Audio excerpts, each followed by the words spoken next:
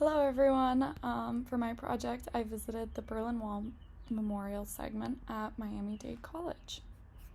So, my name is Roxanne Reed, and the reason that I visited this segment of the Berlin Wall is because it is a profound memorialization of loss and suffering, and it is from a period defined by separation and oppression.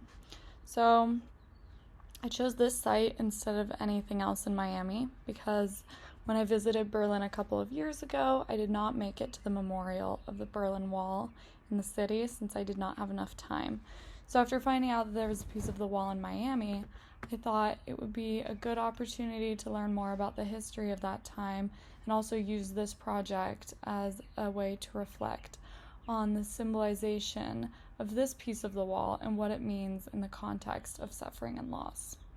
So this presentation will apply Rookmaker's fourfold criterion to look at the technical analysis, thematic veracity, integration of form and context, integrity and sincerity of the artist, and my self-discovery from the visit. So to go over a little bit of the context and history about why this site is important, I want to go through a timeline of the Berlin Wall and everything that caused it to be put up, etc. So in 1945, Germany was defeated in World War II, and the Allies split Germany into 4 occupation zones. However, that didn't last long because in 1949, the Soviet Union blocked all access to West Berlin, and the Federal Republic of Germany was created in the West, and the Soviet Union created the German Democratic Republic in the East, which divided Berlin into East and West, but there was no wall yet. And then in the 1950s, millions of people began fleeing from East Berlin to West Berlin to escape the controlling communist regime, which was problematic for the Soviet Union. So, in 1961, the wall was built with barbed wires and barriers, and it was put up overnight almost with that barbed wire, and then over time was replaced with concrete walls. And this basically caused families and friends and people to be separated overnight because there was no longer a way to cross from East to West Berlin. And so from 1962 to 1989, over the course of almost 2 decades, the wall was fortified with guards, lights, minefields, and patrol dogs. And this is the period when people would be killed for attempting to cross, and it was called the death strip.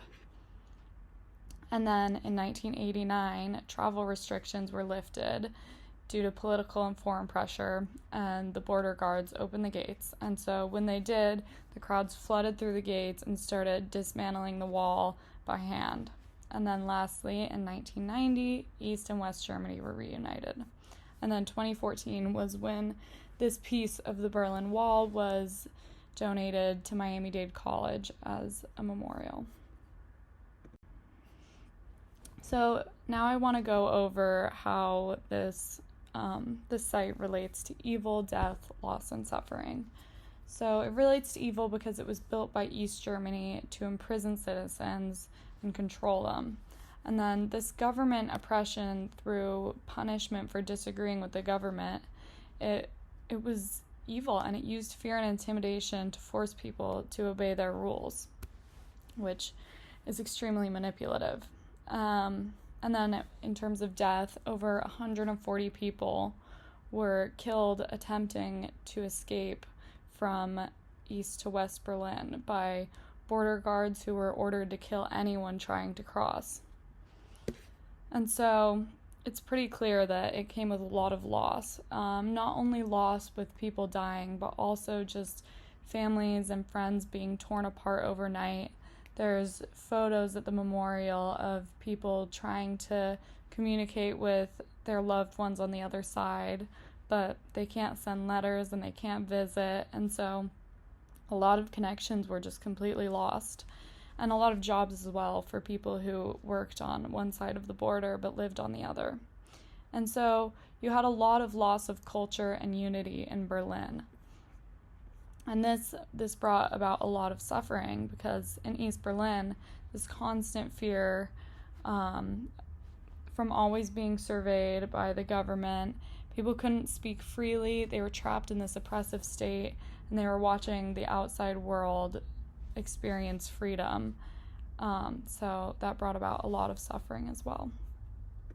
So now for the technical analysis. When we look at this segment of the Berlin Wall, which is displayed at Miami Dade College, we can see that it's a large vertical concrete slab made of reinforced concrete. It is heavy and gray, and these materials can be associated with strength and division due to their robust makeup. The surface of the slab is rough, it has cracks and chips, which we can infer is a representation of the decay of the East German oppressive system that created it. The slab is also covered in graffiti, which was done before 1989 when it was taken down by West Berliners, which shows that the graffiti is a rebellious act against East Berlin and their communist oppression.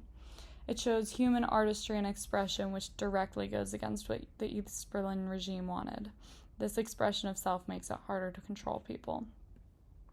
The form of the slab is vertical. It is tall and dense, which shows the strength of the barrier between people in Germany. The fact that it is only a small piece of the wall is a representation and reminder of the collapse of the system that was built on fear and control, and the blank gray areas, in combination with the colorful graffiti, show the combination of oppression and silence with freedom and rebellion. The graffiti on the segment uses bright colors. It does not show any specific image, but rather a contrast to the dull concrete. It shows how humans do not lose their vitality under totalitarian regimes, and they can still fight against oppression. This slab was once a structure of control, but now looking at it, it is a reminder of human resilience and bravery. The presence of the slab is big and heavy. It demands attention, and when I stood in front of it, I could feel the heaviness and hardship that this wall brought. It being here in Miami is a reminder of its collapse. When we look at the thematic veracity of this site, we can see that the central theme of this piece of the wall at Miami Dade College is division, oppression, and suffering under totalitarian control. It represents the struggle between the desire for freedom and the imprisonment of oppressive government control. However, it is also representative of the theme of redemption and hope when it fell. It shows that humans have the capacity to be cruel but also to be resilient. The wall shows the truth in political evil and how it affects families and individuals. And the cracks and the graffiti confront the pain of oppression and the lasting effects that the Berlin Wall has had on history. The graffiti is also a means of reclaiming this wall that represents control with human creativity. The historical message of the wall is not metaphorical suffering, but real suffering endured by people. It forces us to think about the oppression that we see in the world today and the metaphorical walls that are still in place to instill fear in people. When we look at the integration of form and context of this piece, we can see how the harsh concrete form is representative of the reality of life for those living in East Germany. The color gray does not give off vibrancy or life. It is dull and unhappy. This correlates very well to this period of history because it was a dull and unhappy time. Concrete itself is not a beautiful medium. It is harsh and cheap. It was erected as a rapid means of trapping people. It reminds me of the concrete used in prison cells. However, the people in Germany were not criminals. They were innocent people who were subjected to the evil political forces of a totalitarian regime. The colorful graffiti counteracts this because it gives voices to the people protesting the oppression and expressing themselves. The orange and reds are the opposite of the dull gray. It is the human desire to create beauty and art against all odds. I find it a beautiful expression of human nature and rebellion. Lastly, the large vertical shape expresses how overpowering the oppression was on the citizens. Metaphorically, the Berlin Wall cast a dark shadow on the country of Germany and on the citizens who lived there. It made people feel depressed and hopeless. The fact that it was installed here in Miami serves to remind people that control through oppression is cruel and evil. When we analyze the integrity and sincerity of the artist, we must recognize that this was not necessarily created by an artist, but rather an oppressive regime and the rebellion of the citizens. The Soviet Union was the artist of totalitarianism, which used fear and cruelty to manipulate people into submission. They were the artist of a darkness which separated loved ones and ruined people's lives. The segment of this wall is a tangible representation of this. The graffiti on the segment could be recognized as work from artists as a voice of protest and hope. Their art was authentic and sincere in their dangerous acts of defiance against totalitarianism. Although the Soviet Union was the artist of this cruel regime, the citizens who rebelled and fought back against it are the artists of the freedom earned in the end. And their mark on the wall represents that.